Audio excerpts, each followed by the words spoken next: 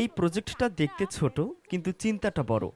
এই রোবট আগুন লাগলে নিজেই পানি ছিটিয়ে নেভাবে। আর পাশের স্টলে একদল শিক্ষার্থী বানিয়েছে ভূমিকম্প সতর্কতা সিস্টেম।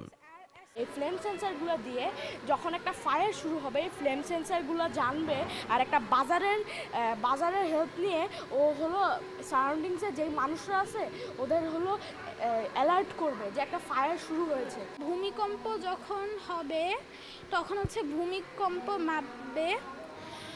এটা হচ্ছে প্রথমে সেন্সার দিয়ে কাজ করে, আর সেটা এটা সাউন্ড ক্রিয়েট করে, আর সাথে লাইট আছে এটার মধ্যে মানুষকে অ্যালার্ট করার জন্য।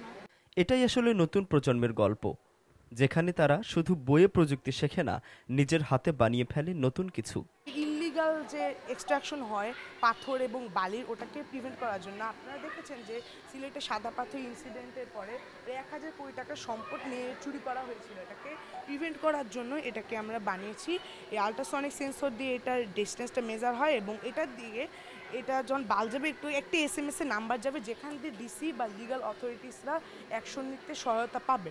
রাজধানীর মোহাম্মদপুরে সেন্ট জোসেফ ইন্টারন্যাশনাল স্কুলে শেষ হলো SJIS first inter school tech carnival. দেশে এমন আয়োজন এটাই প্রথম। 2 দিনব্যাপী এই উৎসবে ছিল HTML ওয়েব পেজ নির্মাণ, কোডিং প্রতিযোগিতা, টেক মিম আর ড্রোন প্রদর্শনী। সব মিলিয়ে টেক প্রেমী তরুণদের এক রঙিন মেলা। এই আয়োজনগুলো অবশ্যই গুরুত্বপূর্ণ, কারণ বাচ্চারা বিভিন্ন নতুন নতুন টেকনোলজি আসছে, নতুন নতুন টেকনোলজির সাথে অ্যাডাপ্ট করবে। ভবিষ্যতে তো খুবই চেঞ্জ হচ্ছে, AI এর কারণে হোক বা টেকনোলজিক্যাল শিফটগুলো খুব দ্রুত হচ্ছে। তো এটা বাচ্চাদের ছোটোবেলা থেকে যদি এটার সাথে ইনভলভ থাকে তাহলে দেখা যাবে ওরা অ্যাডপ্ট করতে খুব ওদের জন্য ইজি হবে।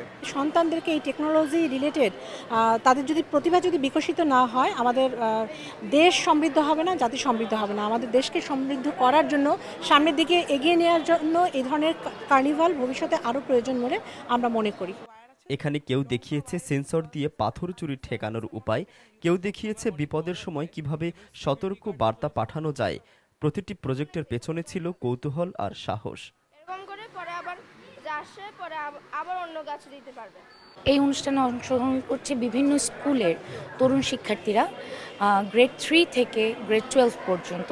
এরা বিভিন্ন রোবোটিক্স, কোডিং, ড্রোন শো এই সব কিছুতেই অংশগ্রহণ করেছে। আরও অনেক টেকনোলজিক্যাল বিষয়ে ওরা অংশগ্রহণ করেছে বিভিন্ন প্রজেক্টে। শুধু প্রতিযোগিতা নয়, 2 দিনে ছিল নাচ, গান, গার্ড অফ অনার, শেষ দিন ছিল ফ্যাশন শো, টক শো আর লেজার অ্যানিমেশন। এই আয়োজনে পাশে ছিল education centre for Australia ECA।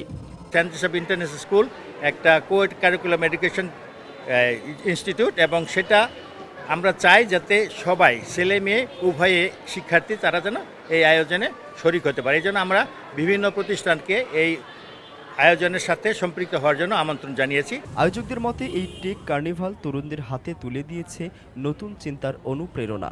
School কর্তৃপক্ষ বলছে, এখান থেকে শুরু হবে ভবিষ্যতের প্রযুক্তি নির্ভর নেতৃত্বের পথ চলা। 2 দিন, শতাধিক চিন্তা, হাজারো স্বপ্ন। এই টেক কার্নিভাল হয়তো সেটাই মনে করিয়ে দিল, ভবিষ্যতের বাংলাদেশ হবে তরুণদের হাতে।